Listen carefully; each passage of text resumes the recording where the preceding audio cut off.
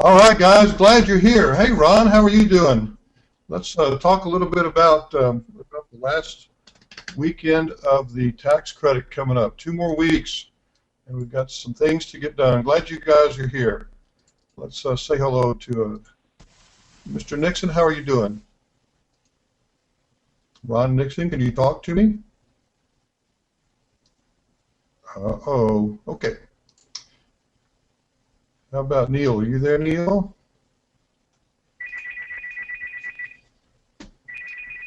That's my son on the phone. Probably take it later. All right, well, let's just get going then. Here's where we are, guys. We've got about 2 weeks left in the tax credit, so let's kind of wrap up with a couple of odds and ends. I'll tell you what we did this weekend.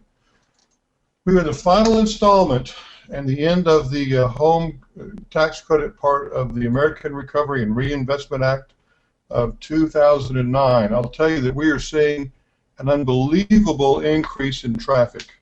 Phone traffic, foot traffic, I mean everything imaginable. We had a house this weekend, and it was just crazy. You know, it was really crazy. So what happened is we had a house in the Cypress part of town. Let's see, Ron, where your house is in Kingwood, if that's on the east, just take this house on Cypress is the west. Kind of the same area as that, only the west part of town, kind of the northwest part of Houston. And we had a house there 2 weeks ago, and we ended up selling that house. And what we ended up doing is I put the signs out on Sunday last week, and they stayed there all week long. And we had just an incredible amount of phone traffic all week long. At least I thought it was an incredible amount of phone traffic. Kept us really busy. So the sign said, let me think of what we said. We said only a couple of things. Owner finance, 1K down, and a phone number. And we wrote those in handwriting. Okay, just George and Yuvia and I just wrote them by hand. And so let me do that again. Owner finance, 1K down, phone number. And basically what we were doing is that we're looking for that garage sale mentality, and people were calling off of those signs, then they were not calling off the signs that were printed 2 weeks ago. So we put out about, I don't know, 50 signs a couple of weeks ago, and I had 0 phone calls on that. So what we decided to do then was take the same information that we had and just write it by hand and see if it changed anything. And it was an incredible increase in traffic, okay? So, again, we wrote down owner financing, 1K down, and a phone number. That's all we had. Now, in the week's time, we had 69 phone calls, and let me show you those. This is it's just really incredible. Let me show you. So, if can you guys see this? Let me look at my. Can you guys see this is my inbox for experience to have this many phone calls coming? You did. Okay, so that is just only one page of my Google Voice, and I at least. It's just a lot of phone calls. Anyhow, we did an open house last Sunday, and we used one of our bird dogs here in town to do it. So we had Jeannie went to an open house last Sunday. I gave her all of these phone numbers to call. She called all of them, all 60 some odd of them. She had 25 people that came out to an open house. And then out of the 25 that came through, I mean, she was, as my dad would say, she was as busy as a one-armed paper hanger. It was nuts. And she had 2 applications, and it was interesting because we only asked them for 1,000 down, and when they saw that other people were there, they started to bid themselves. We didn't have to ask them to bid; they themselves started to bid, and that was an interesting phenomenon. Is that we didn't ask for money; they just started throwing money down. It was really weird. So we had one person that put down 5,000 plus her tax credit, one that put 8,500 plus the tax credit. We got 2 more applications today, so now we're looking for 3 more houses in the Cypress area before next week. And Jeannie said that she had sent out 4 more applications yesterday, and that she expects those to come back as well. So what we did today then is we ran these 2 applications to get a good idea of what their credit looks like. And lo and behold, the individual that's putting 8,500 down has got a little better credit as well and a little more stable job. So looks like we're going to run with the person with an $8,500 down plus their tax credit. Okay, so that's the way we're going to do that. And as Ron knows, this is the fun part when we start getting this contract put together. It's going to take us a couple of days to finish up the contract, but it was an interesting weekend, you know, the way that it's all turned out. So let me show you this house and give you some ideas of what the house was and how long it took. So this is just the regular old house that's in Cypress, Katy, West Houston, and a nice picture of the living room, kitchen. So it's just pretty much a plain house, pretty nice, pretty new, all right? And this young man is moving on May the 1st, so it's going to turn out just right. So this is the house on Lantern Springs, got about 1,240 square feet, 322. HCAD, that's the Houston Appraisal District, the County Appraisal District for taxes. Did it for about 100, and we sold it for like 105 or so. And Colleen, you know the exact numbers, and we'll talk about that later. But we'll finance around 97 or so. These are guesstimate numbers on my part. Okay, so we're still working through those numbers, but that's a good idea of what the house is worth, and what we sold it for. So it's been a nutty couple of days. So let's remind you guys. Grab a pencil. I'm going to remind you how to do this tax credit. So everybody grab a pencil. You need to write all this down for me, and I'll go through it 2 or 3 times. And I doubt that we're going to email it to you. But here we go. Ready? These are the 8 steps to $8,000, or let's see, we can subtitle that 8 easy ways to get the tax credit. Okay. All right. So number 1, write this down, please. You need to get a flex option back from the buyer. I'm sorry, from the seller.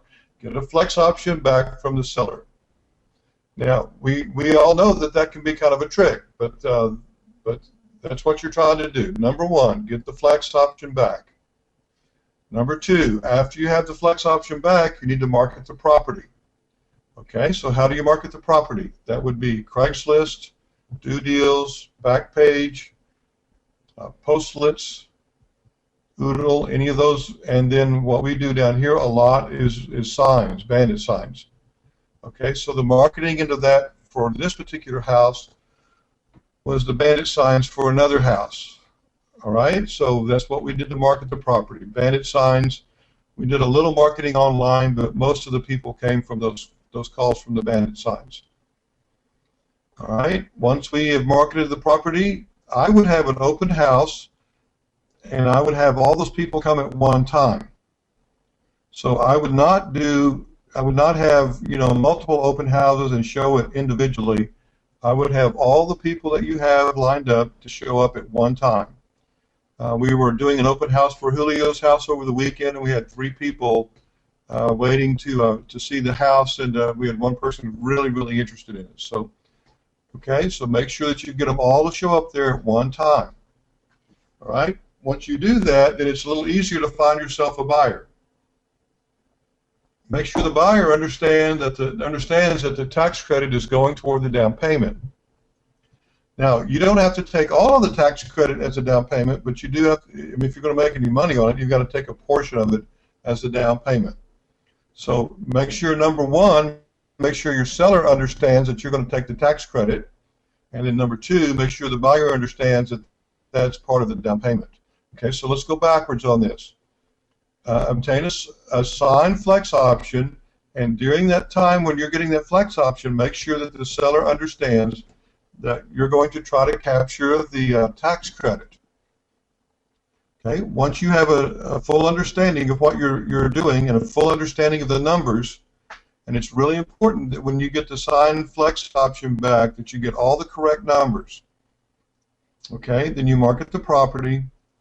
Once you market the property, I would have all of your buyers come at one time, and then once they come at one time, it'll start a feeding frenzy, and then you can more than likely be able to choose the buyer that you want. Okay, so let me just recap this again, and this is the reason I'm recapping this is where we get some of our issues down here in Houston and some of the challenges that we face. So once you're negotiating the flex option, you need to be sure that you are tying down all the variables in this. So let's say that, and this was Colleen's house, let's say that Colleen got the house for $97,000, and I don't know the exact number, but it's close to $97,000.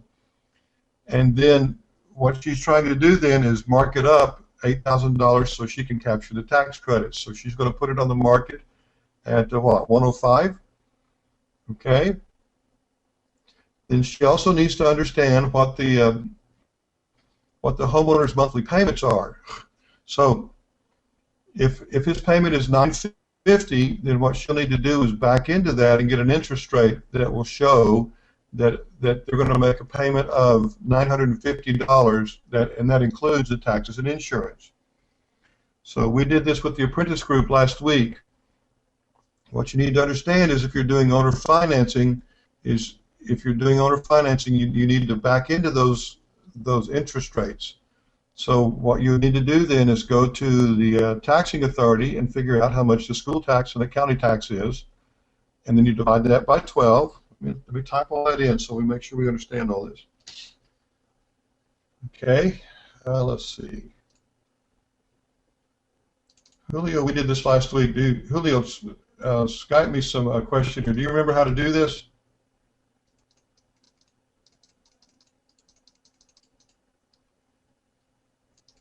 So anyhow, what we'll do is, when you get the flex option, be sure that you get the numbers. So you got to arrive at the numbers. So let's say for fun that this house was $97K. All right, we added $8,000 to it for the tax credit. So we're going to sell for, what is that, 105? Okay.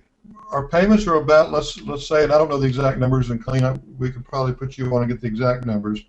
But let's say for grins are $950 per month. All right. Now what we need to do is we need to subtract the taxes. That's the school tax, county tax, and the insurance. Okay, so the way to find that is there's a couple of ways to find that, but you would just go to the county website and find the county and school tax and find what that number is and divide by 12. So let's say for fun that the insurance is let's say it's $1,000 per year.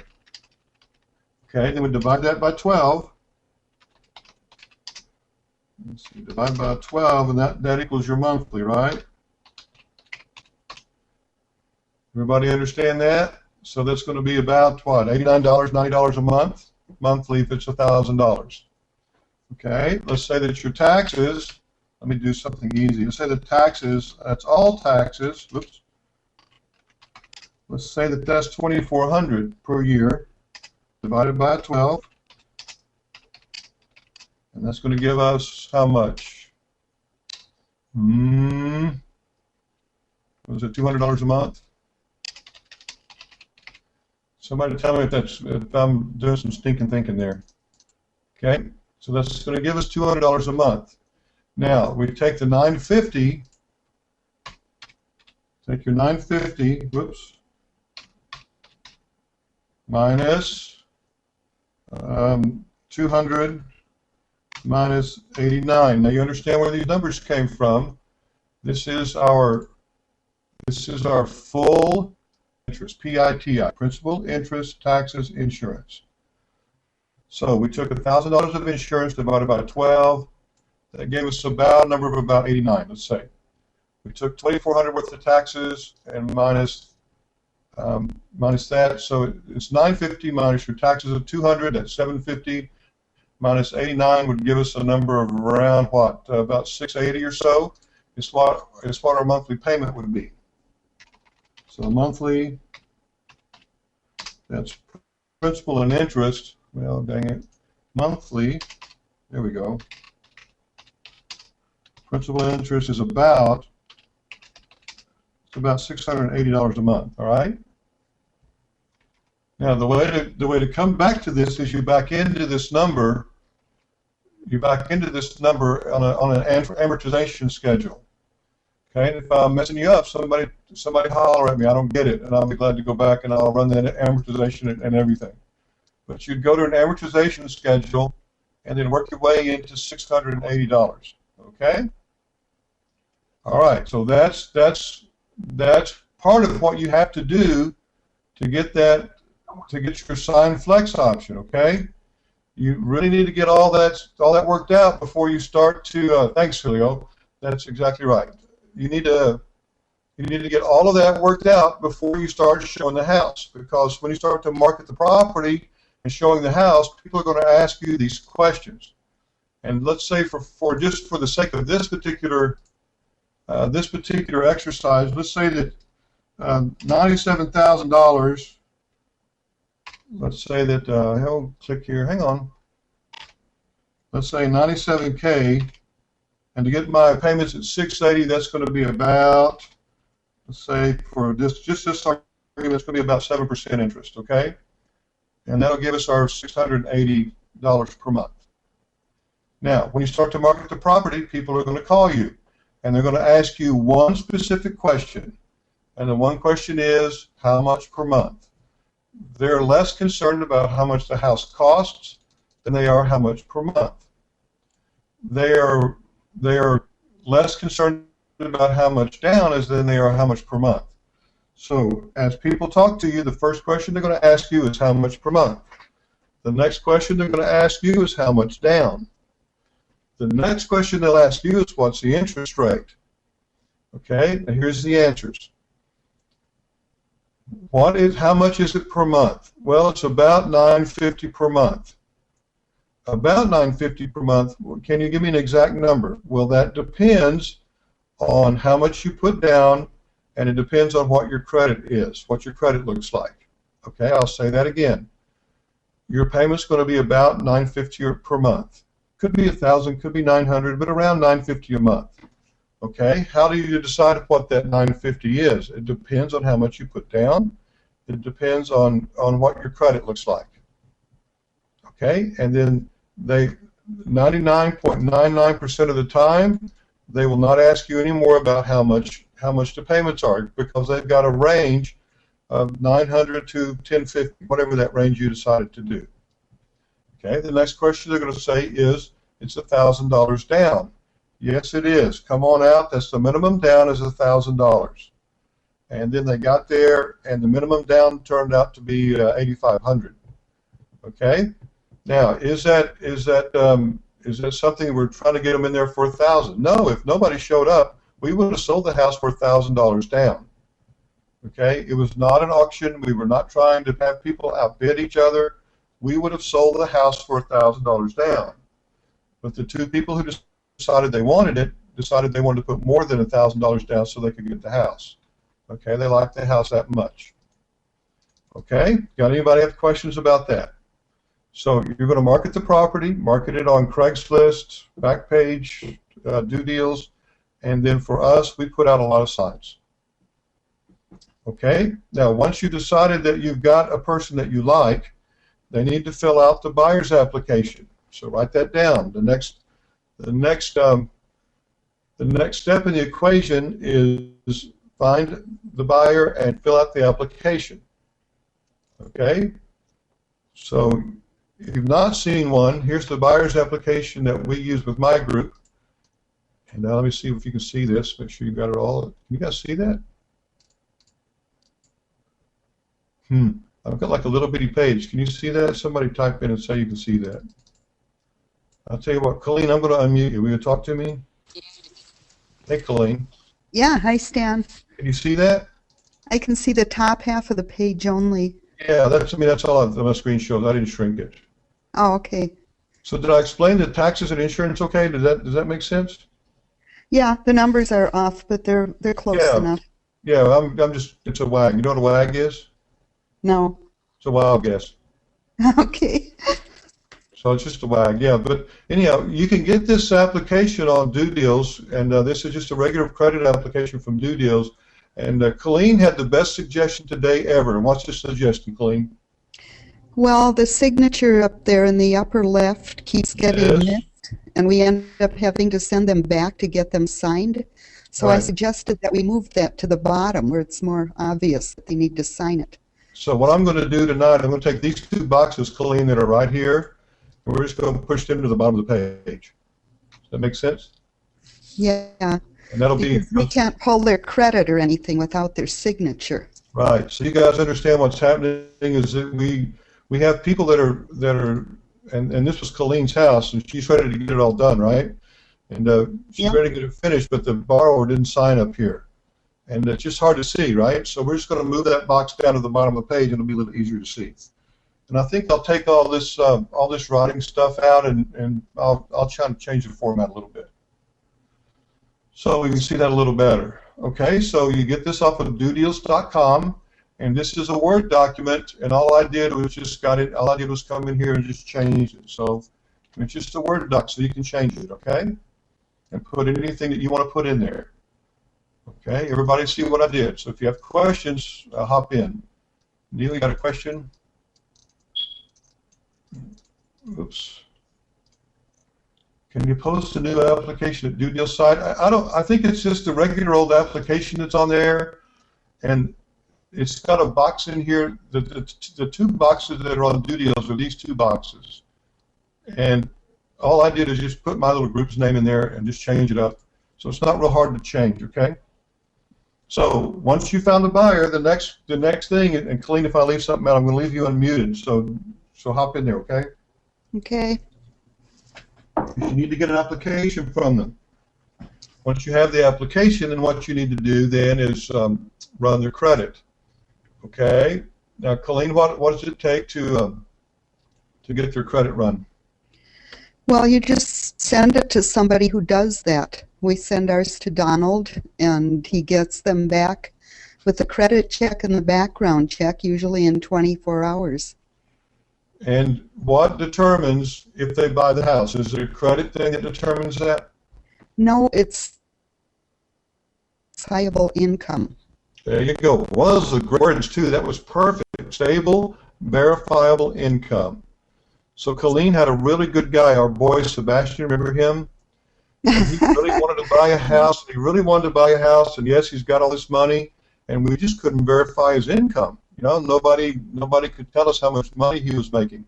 And so it ended up that he didn't get a house, and that's, you want to make sure that the guys have got a stable job and that they can make the payments. So the worst thing you want to have happen is somebody move into the house and they can't make payments, and then it's not good for anybody, right?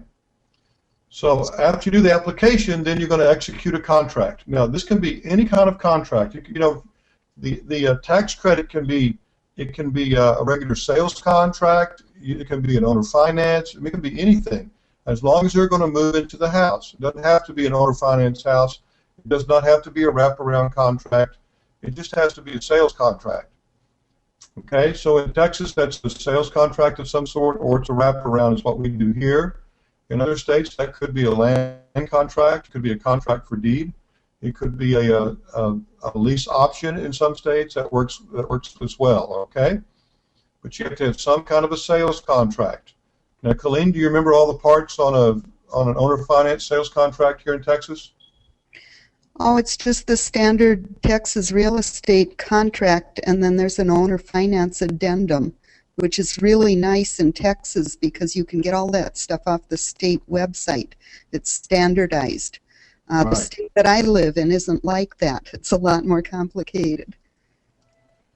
And so for us here, all we have is a regular contract, and then there's 2 or 3 addendums. There's the seller financing addendum, and all you're doing on the seller financing addendum is you're specifying how much interest, how much are they financing, at what interest rate, and what are the monthly payments, and what is the term. That's what that particular page and a half, 2-page document is all about. And then do you remember the other ones that we have in Texas?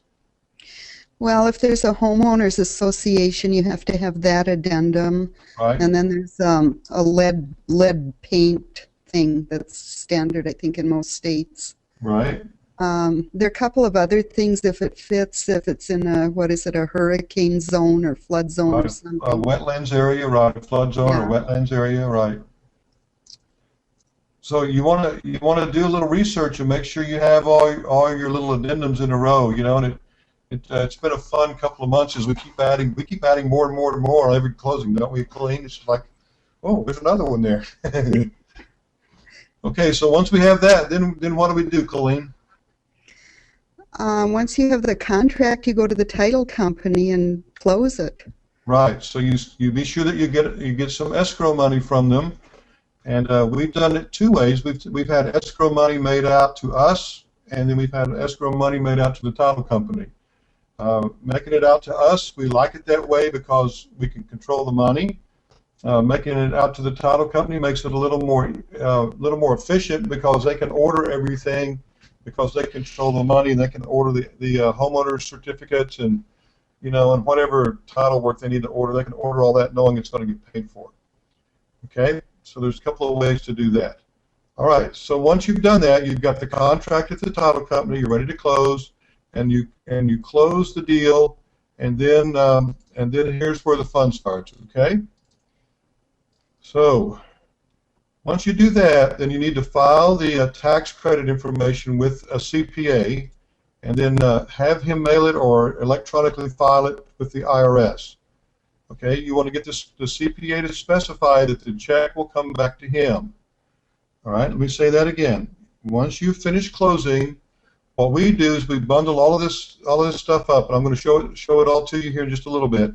We bundle all this up and we send it to a guy in Indiana, and then Dan takes all of that and he sends it to the IRS. Okay, with the understanding that the IRS, when they cut a check, it's going to come back to him, and then when it comes to him, he's going to mail it to me, and then I'm going to get with the buyer and get the check cashed. Okay, so there's some steps in there. File all of this info, take it to your CPA, so your CPA can mail it to the IRS. They can electronically file all of this. If they've done electronic filing before, you're going to get your money way quicker, but it may just show up in the buyer's account. So you want to be sure that you know that when that money is deposited. Okay, let me say that again. If you have it electronically filed, the money may show up may be deposited in the buyer's account electronically. So you need to keep up with that and keep track of when you think that money will be in that buyer's account, and call them and coordinate that. Okay. Now, Colleen, what have we done here lately to protect ourselves on this tax credit? Do you remember? Well, we put a lien on the last one. We put an $8,000 lien against the property for it. Right, and what we did with that is that lien was by the seller, and then the seller assigned that to us, right? Yeah, I believe that's the way. That's the way it worked, because I got it back in the mail about 2 weeks ago. And we did that again today. We've got Julio, your house in Katy is about to close with Uvia, and we did all the paperwork on that today, and we structured it the exact same way we did on your house, Colleen. So they're going to get that $6,500 tax credit, but it's going to be to the seller, and then the seller is the lien is to the seller, and then the seller is going to help me out here, Colleen. Well, we invoice the seller for the amount, right. So I'm not sure how, each title company that we've worked with has wanted to do it differently. Yeah, and I believe the last one they... Go ahead. Yeah, they put it on, they had been just putting it on the HUD, putting the invoice on the HUD. Right. But now, I think, well, I guess I'd have to look at the last one again. I know they put that lien for $8,000, but I think they put the invoice on the other side. Right. I'd have to check that to be sure. Yeah, that's what we did today, and then they're going to assign that lien to us, and that's how we're going to get paid. Is we're going to collect on that lien eventually. Okay, and I think Julio, we put the date as September 1st is when we're going to all before September 1st. Okay, so let's go through that again. You give the tax credit. Let's go to the title company part of this. As you close it, what we're doing here in Houston to protect ourselves is we are getting a lien on the property for that amount of the tax credit. Now, we do not use the word tax credit anywhere in the contracts. Okay, let me say it again. We don't use the word tax credit anywhere in the contracts. We call that an additional down payment of $8,000. Okay, so don't use the word tax credit in any of the paperwork. Use the word an additional down payment. And then we secure that additional down payment with the second lien. It's a no interest loan with no payments due on or before, in this case, in Colleen's case, and in Julio's case, September 1st, 2010. Okay? So that's how we are securing that lien, all right? So anybody have questions about that? Am I telling too much? Is it easy? Is it? I know, Colleen, you understand it because you've done a couple of these. Okay, let's just go through the checklist, and I'm taking these out of the apprentice group and just kind of giving them, just as you guys can write them down. So as you're closing at the title company, you guys write this down. You're going to need from the buyer, you're going to need a cashier's check for any closing or down payment above and beyond the tax credit. So the house that Julio's got that we're closing now, they put $2,500 down, and they still have about another $500 or $600 worth of closing costs to pay for. Okay, so they need to bring a cashier's check for the down payment of $2,500 plus their closing cost of, let's say, $550. You have to show proof of insurance, and there's a trick on this insurance. You've got to get this insurance resolved, and that's the greatest issue we're running into right now is the insurance issue. Okay, and what's that guy's name, Colleen? Kelly, what's his last name? Oh, gosh, I forgot. Sorry. Well, if you have a question about it, then just email us. Email Gershom, and Gershom can send it over, and I'll send you a link to get to this guy. But the trick is you've got to get that insurance into the buyer's name, okay? And beyond that, you're going to need a state-issued ID for each person. That'll be a driver's license of some sort, and you're going to need their 2009 tax return. So again, let's go back over this. At closing, you need a cashier's check for any down payment that they need to make, plus whatever closing costs they need to make. You need a cashier's check from the buyer. You also need to get the insurance worked out, and you need to get that into the buyer's name. You need some kind of state ID issued for that person with the new address. That's let me type that in with the new address. Okay, and then you're going to need a copy of their tax return. Now, what you're going to bring to closing is you're going to bring a sales contract with the seller financing addendum, or just a plain old sales contract if it's a straight sale. You're going to bring all of your disclosures with you, all the lead-based paint, in Texas there's a thing called a notice, the homeowners association disclosures, the property condition disclosures, the wetlands disclosures, the hurricane whatever disclosure. Bring all that stuff. And then you're going to bring the IRS form 2848. So if you guys are going to do these, write that number down, 2848.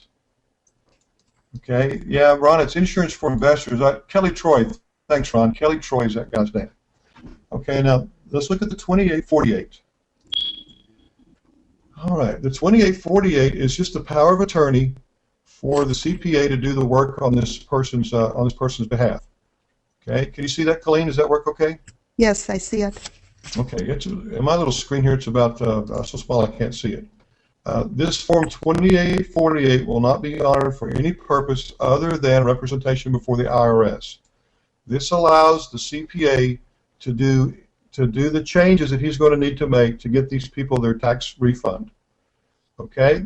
Now what we do is we don't fill all this out, bottom, and then the CPA fills in the rest of it. Okay?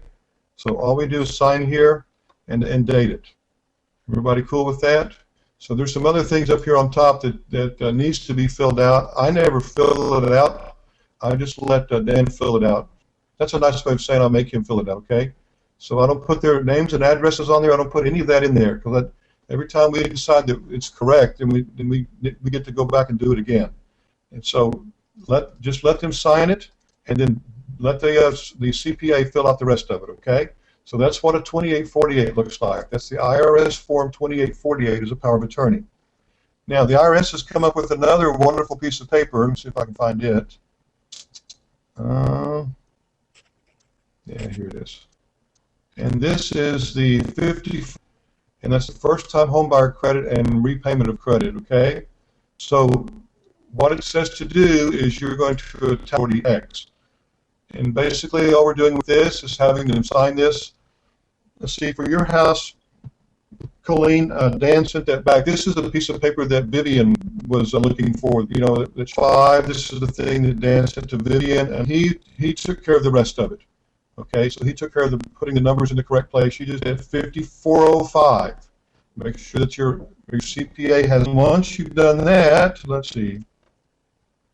Once you've done that, after you close, you're going to forward the IRS 2848, the IRS form 5405, the tax returns, the copy of the HUD, and the ID with the new address. You're going to send that to the CPA. All right? You must send the HUD with it. You must have a HUD one. Okay? And you must have a copy of the new ID, preferably with a picture, but in Texas it takes a while to get that picture done. So we're sending a copy without the picture, but at least it shows that we have a copy. Okay? All right. Let me answer a couple of questions. Colleen, you want to answer these for me? Sure. Okay. Does it matter whose CPA you go to? No, not really, as long as he understands how to do it. Okay. Why do we use Dan in Indiana? Because he knows how to do it and he does it right. Right. That Tony Severino, remember that guy? He's the guy that kind of invented all this for us, and he and Tim talked. He's Tony Severino's CPA, so he kind of invented the little module. So we just sent it to him, all right? And we haven't had him mess up yet. So knock on wood, it's okay. All right. So once you finish all of that, you ship it off to the CPA, and then you wait for a while. And there's been such a mad dash on these that I think we're planning on waiting like 120 days for these now. So that's what it is. All right. So if you want to hurry, you can get some of these done in the next couple of weeks, and it's just kind of some free money sitting there. Okay. All right. Where are we going to next, Colleen? Well, I'm not sure. All right. Well, let's do some questions. Anybody have some questions? If not, then we're gonna make up some questions. We're here. Colleen, you and I are involved in a couple of short sales, and those have turned into interesting adventures, haven't they? Oh, every one of them is. Every one of them is like an e-ride at Disney World, isn't it? It's like, wow. The short sale process is really changing, and it's becoming an increasingly interesting way to get things closed. I had one closed about a week and a half or so ago, maybe a week ago, and it's the first one. The lenders are changing the rules so quickly that it's hard to keep on top of it. We've made some decisions here in Houston, and those decisions would be that we're going to stay a little more local because we have a hard time influencing the BPO in New York City. So we have a couple of choices. We can either ramp up our education part of this and educate the real estate investors and the real estate agents that are helping us with the BPOs, or we can just stay more local and hope that there's enough short sales in the Houston, Dallas, San Antonio, Austin area to keep one or two people busy. And would there be enough of those, Colleen, you think, to keep us busy in the state? Right. There's thousands of them in Texas, and at one time, Colleen, I was doing them everywhere. You guys know that, but the BPOs were coming back really high. And it's the same issue you have on your house in Tomball. That BPO is pretty high, and it makes it a real challenge to get it sold, and it makes it a real challenge to make any money on it. And so I'm just telling you what we're doing, so that if you want your business to emulate what we're doing, or think about at least what we're doing, we're going to work really hard on local short sales. We're working extremely hard on local owner finance and local wholesale deals. And the reason we're doing them local is why, Colleen? Well, I guess there are different reasons for the wholesale deals. You pretty much have to know your market intimately. Absolutely. Uh-huh. And you can't do that very well long distance. For the short sales, it's like you said. The owner finance ones still work if you want to do those, long distance. Got a pretty good team around you now, and I thought Jeannie did a nice job this weekend, and she seems to be good about communicating, so that turned out real well. Yeah, so I don't know, it's every time I look, something has changed with something, everywhere.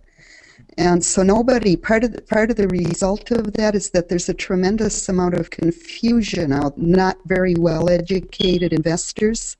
Mm-hmm. And they'll either tell you that everything is illegal or else they'll tell you that nothing is illegal.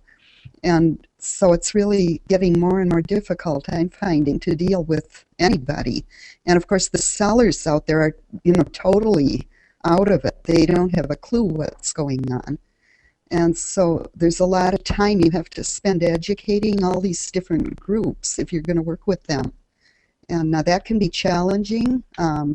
I found it very challenging to work with sellers in the last few months because there are so many uneducated or partially educated investors out there contacting them and really messing up their things work. And so it's just getting a little more difficult, and I think you have to really stay on top of all of these changes, and know what's going on so that you can give accurate information to people and not do something illegal or unethical. Yeah, what I'm finding is that I spend more time especially on the that Live Deals TV, I spend more time listening than I used to.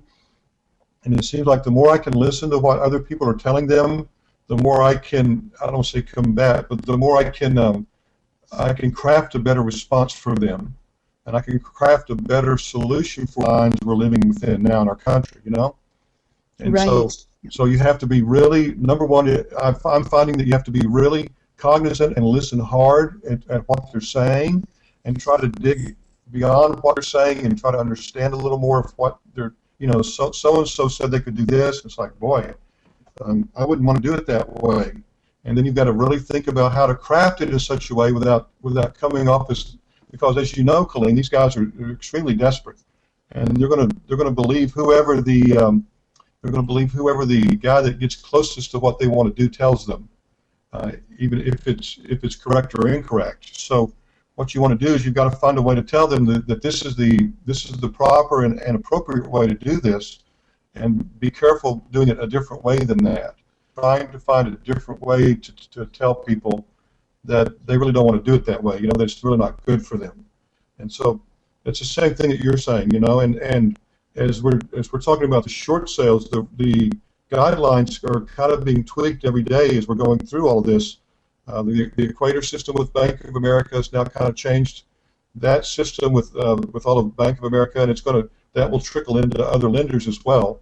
And then as the guidelines are kind of being tweaked a little bit, and the markets are kind of changing a little bit, so it's been an interesting few months as you work through some of these cool scenarios. It's been really fun to work through, and I don't necessarily mean ha-ha fun. It's been interesting to work with and taking a lot of time, that kind of thing. Okay. All right. Let's. Do we have a final checklist to give us our owner financing deals? Ron, hang on. Let me ask Colleen. Colleen, you turned out to be the instructor today. I'm getting paid for this. All right. Oh, it was half of zero is zero. Yeah, zero is zero. That's right. All right. Stan, don't you have a final checklist to give us on the owner financing deals? Is it posted at dodeals.com? Is there a final checklist to give everybody? One? Hard to use a checklist because they all, they're the broad guidelines that you just gave. That. So this is what we use, and I just copied this and put it on the slide. So everybody just write all this down. Okay. So this is a closing checklist that you need to have all this stuff together. Okay. So I'll give you a few minutes to write that down. And when you get to the bottom of the page, somebody say, I've got it, and I'll forward it up a little bit. Okay. Do we get a discount price if we use Dan from Indiana? Do we get a discount on that, Colleen?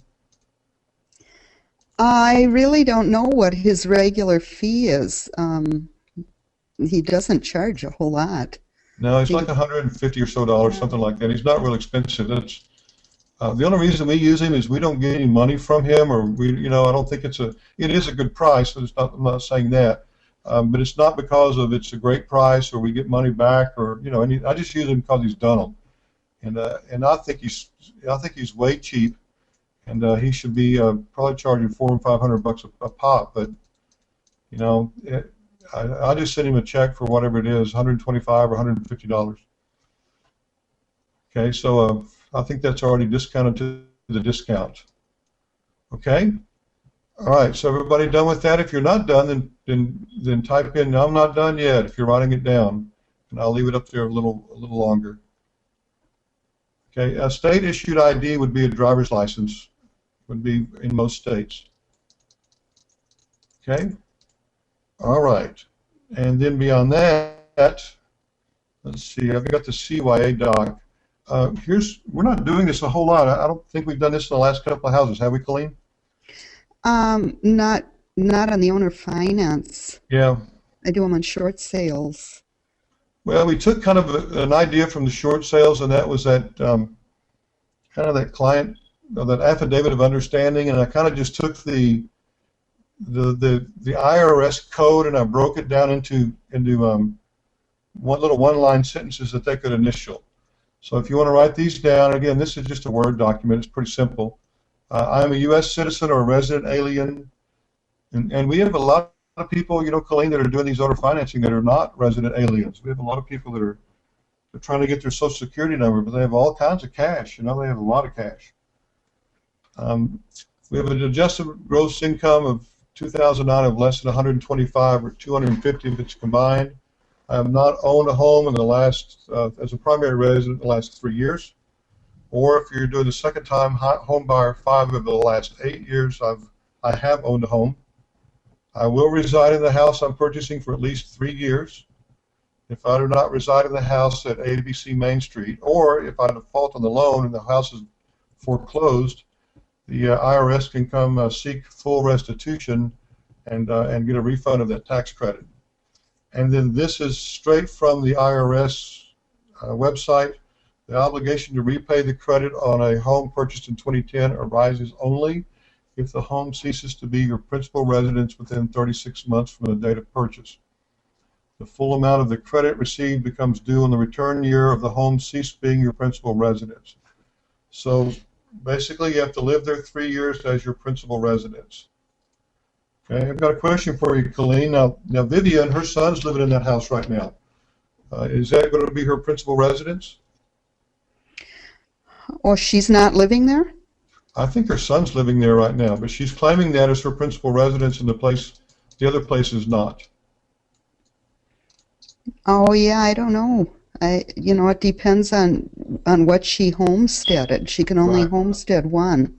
Right. I think she homesteaded the house that you sold her on Caesar Lane. Yeah, if that's her homestead, then that's got to be her residence. There you go. See how you answer that? So it's her homestead. That's her residence. Now, she may be living somewhere else. Her kids live there, but that's her homestead. In the IRS's eyes, that's your principal residence. Okay. Everybody have that written down? If you want to write it down, and if you're done, say I'm done. Okay, and there's all kind of questions here that I'm not seeing.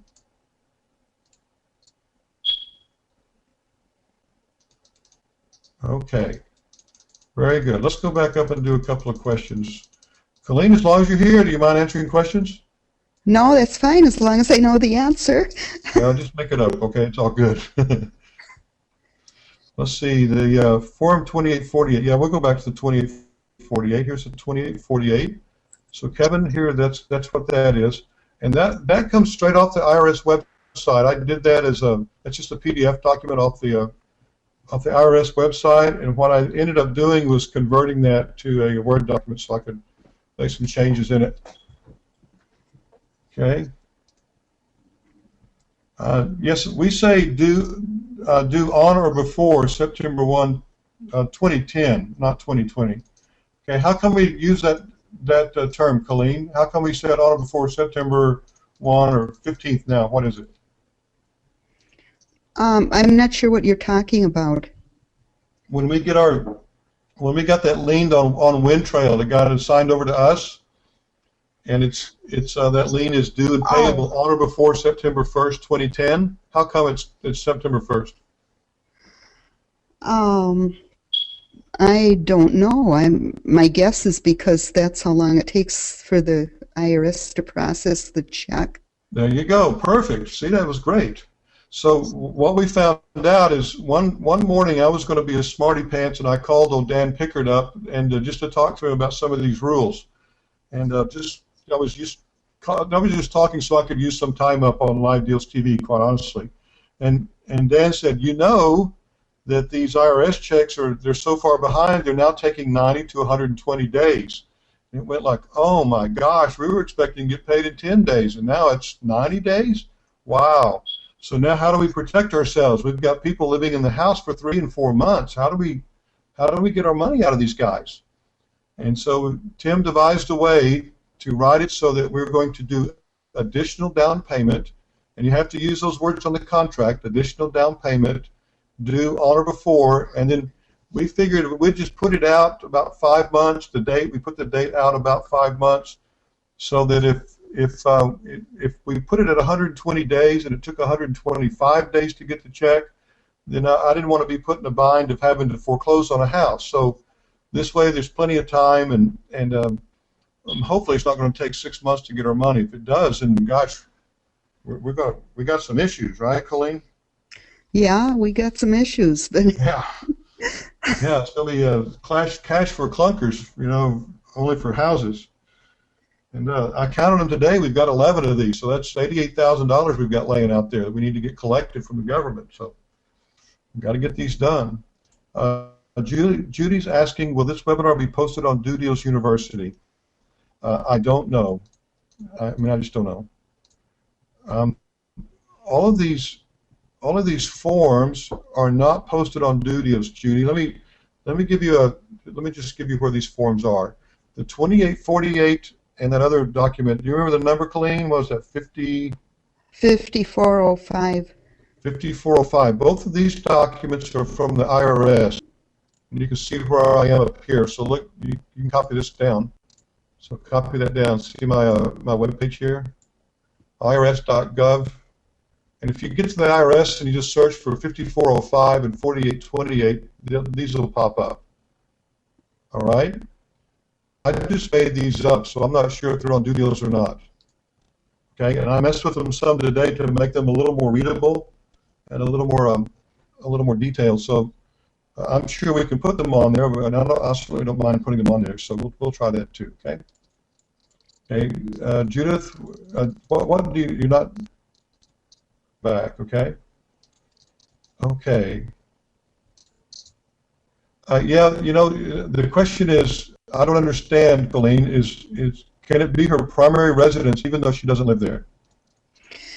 Well, technically, you're supposed to live in your primary residence, but there are some stated rules and definitions, and they're different. There's some kind of residence and primary and all of those things. Those are defined by the IRS on the one hand, but then each county has its own definition for the sake of property taxes, and those counties are not always the same from state to state or county to county. So that have been stated in the appropriate statutes. So that's something that I'm not qualified to answer that. You know, it would be a tax person or an Right. attorney. Absolutely. So that's one of those that, okay, Neil's saying no. Okay. So yeah, that's one of those things that the IRS would deal with that, I guess, huh? That's right. Okay. I don't think there is a new application. We're just going to tweak the one we have, all right? Kelly Troy, you guys write that name down. Kelly Troy is the insurance person, and it's a website. It's like an insurance for investors or something like that. So if you'll Google Kelly Troy Insurance for Investors, that's a way to find him. Okay. Okay. So is that an okay final checklist? And it's not on due deals, but it's close enough. You guys can type it up. The addendum A as well. Okay. Okay, based on my form, Ron is saying, based on my form, the buyers don't qualify for the $6,500 second-time tax credit unless they've owned a house for five within the past 8 years. True or false, Colleen? It's basically true, but there are some other criteria, and it gets really, really complicated. So if you run into any of those situations, you need to go to the IRS website, and all the rules are there as to how you qualify. There's certain years, if they've lived in it for 5 out of the last 8 years, it has to be in 2008, I guess yeah, it was. You gotta, like Julio's got that now, and we just went through the website and just checked off his history. Okay, he did this, yes, yes, yes, yes, and then that's how he qualified him. We pre-qualified him, and hopefully that he'll get qualified once we get our taxes in. Yeah, and that's why you have to be careful, if you're relying on getting paid through this tax credit, you can't just take the buyer's word for it that they qualify. You've got to have something, in your contract, like a lien, for example, that if it turns out they don't qualify, they still owe you the money. Right. That's the reason we're doing that lien. So can people that are not doing owner finance, can they qualify for the tax credit? Oh, certainly. They only need to buy a home. If they buy a home and if they sign the contract prior to April 30th, it doesn't matter if it's owner financed or not. Perfect. And now, can that be anything but a house? Again, there are some other rules. It can't be a mobile camper, but it can be some other things. Condos qualify, I believe. Some kinds of modular homes qualify. That's all defined again, in their rules. Yeah, so just go where to find the answers? Go to the IRS website. Absolutely. And then the way to find all of this would be just to, all I did just IRS 8K tax refund, and then poof, the IRS website popped up, okay? So if all else fails, just Google it and it'll be fine, all right? All right, Colleen, what kind of other questions do we have? What would be fun to talk about for the next 5 or 6 minutes, and we'll head on.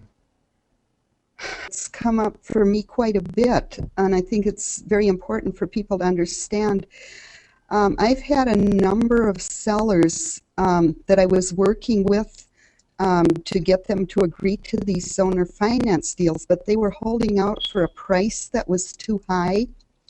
And it takes time and maybe quite a few phone calls them down and negotiate their price down to where it's going to work.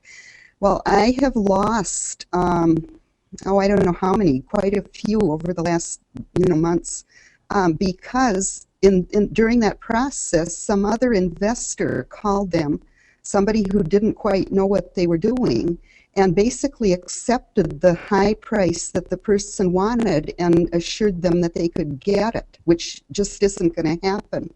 And so the person decided not to, those, and I found out that even though they returned a flex to some other investor, in the end, the whole thing fell through because it wouldn't sell at that price. So I guess, my comment is to just be careful, when you're calling these people, and make sure you work out those numbers. If the price is way too high, if they're holding out for, $110,000 and that house is only worth $60,000, you can't buy her because it's not going to happen. And even if you did find some fool that was going to pay that much, the house won't appraise in 3 years, and that person won't be able to refinance. So I think I just mentioned this because I've run across it so many times, and I think maybe when people are talking to sellers, they're not keeping that in mind, that the house has to appraise in 3 years. Well, we've talked about it, Colleen, in our group, and we talk about it not often, but we've talked with the seller and the buyer in these. And Right. our worst fear would be that they got to the end of the 36 months and that house doesn't appraise for that, and then that guy can't get it refinanced. Then we've got to go back and it's problems after that. We don't want to be dealing with those. So what we tell the students in the group is about the most we can go over is about how far, Colleen? About what do we decide? Well, usually maybe 10%. Right. It depends on the property. If it'll be different if it's a really low price property from say a $300,000 home. Right. So you, House and let me ask you this. I talked to a guy in Katy this morning on Marion Drive. Let me give you his real numbers. He owes 102. He says the house is worth 120. I did a CMA on it. The house is worth 98,000. Okay. He wants to own or finance it at 120. Deal or no deal? no deal. No deal. It's too expensive. And as I was talking to him this afternoon, I said this to us is we sell the house for 120, and then in 24 months, because he only wants to go 24 months, the person that's there can't get refinanced, and then we've got to make a decision. Then do you then redo the do you then renegotiate with him, or do you foreclose on him? And it's just we don't want to go there. So if he could come down to and get 102 or 105 for it and still be okay, then that's a deal. But 120, that's too far out of the norm. We can't do anything with that. 20, then we add another 10,000 to it. We're trying to sell it at 130. Now, can we find somebody, Colleen? Could we find somebody that would pay us 130 for that house? Oh yeah, you can, because there are a lot of people out there that don't have a clue what the values are, and like Stan said earlier, they don't care about anything but that monthly payment, and they're not thinking ahead, to whether they can refinance or not. Right. So you have somebody then that hey, I can make the monthly. I'm okay with the monthly, and I've got the down payment right now. But in 2 years, you're not going to be able to. You won't. Okay. So you've got to be extremely careful, and you've got to be really upfront with everybody and get those numbers figured out before we get too far along in it, because that's where all the misunderstandings start. It's when we start going, well, I thought you said this and that. It's like, oh my gosh. So that's the number one thing in the owner financing is number one. I would do two things. Number one is make sure you have the numbers figured out and make sure that they're reasonable numbers for both parties. You want both parties to do well in it, like this guy Ed I'm working with today. We'll talk to him again tomorrow. Then we'll talk to him again a week from now. And in the meantime, you're going to have people that are going to show up, and Colleen is right. That's going to show up and say, "Man, I'll give you 120 for it. It's not a problem." And he'll buy it on that for 2 or 3 weeks, and so I'll have to call him back in a month, and eventually we'll get it worked out. But right now he's thinking it's worth more than it is. So two things: be careful with the buyer and be careful with the seller. Make sure it's a good deal for both of them, and then as you're working through these, put these people in your particular system so that you can come back and talk to them later. Okay. So if you lose them in 2 weeks, and you can work on them again. Okay. So that's a good way to do those owner financing deals. Now, is with the AK going away, Colleen, in 2 weeks, are we going to stop doing owner finance? Oh no, there's a huge demand for owner finance. That won't Absolutely. It's bigger now than it was when we started a year ago, isn't it? And not only that, but it's not going away for military people. So, that whole niche is still there. Military bases like Texas has quite a few. Right. Now, where would they find those for sale by owner type things for military bases? Do you remember that? There's a website, I think it's militaryforsalebyowner.com. There you go. Say it again so they can write it down. Militaryforsalebyowner.com. Okay, and then military for sale by owner or something like that, and it'll get you to the right place. But that's basically for sale by owner, only it's on military bases. Okay, and that's a huge, huge, huge place for you to get motivated sellers. Now, why are they motivated? Because they've got to go. They're going to Germany, period. On this day, they're leaving. And there's no ifs, ands, or buts. They're going to Korea. They're going to wherever they're going. Okay, so that's a giant market for you. So if you're living in Virginia and you live in Norfolk, Virginia, golly, those guys are going in and out all the time. If you're in Killeen, Texas, those guys in Fort Hood are going in and out all the time. San Antonio, same way here in Texas. Okay, so that's a great place for you to look. Militaryforsalebywowner.com. All right, so that's a good place. All right, so another 5 minutes, Colleen. What would be anything else that you'd want everybody to know? Gosh, I can't think of anything right now. I guess just go for it. Right, just keep pushing yourself. You know, this is a challenge, and it's an interesting time to be doing real estate and to be doing investing. And there's only one way to fail at this, and that's to quit. And if you just keep pushing real hard. I told my wife the other day that I've worked way harder as a retired real estate investor as I ever did as a top of the line school teacher. And it's just if you just have to do that. That's just what it requires right now. Okay, it requires a big chunk of time and a big chunk of energy. And having said that, Colleen, did I tell you that we're having a contest between Tim and Uvia and I? Did I tell you that? Yeah, I heard that. Yeah, we're going to sell 10 houses in the next 30 days. So that's the Tim, Uvia. Uvia is Tim's assistant in the office, and then me. We're going to sell 30 houses. So if anybody wants to hop in there and have fun with that, that's all we're going to do, is have fun with it and see if we can really do that, that kind of thing. And the goal is to have a flex option every day, and that's kind of a trick, isn't it? Yeah, that can be tricky. Yeah, he wants the flex option back every day. So Tim should have 2 flex options back by today. And Uvia said, Tim, do you have yours? and he said, okay, never mind. So yeah, this getting them back. I sent out 5 the last 2 days, and I've got a lunch meeting tomorrow to pick up 2 of them. So hopefully by tomorrow I'll have my 3 and be ready to sell a house this weekend. So it'll be fun. So anyhow, that's what we're doing down here. We're just trying to have fun with it. We're trying to challenge each other to keep excelling and to keep stay motivated and keep moving forward. Okay.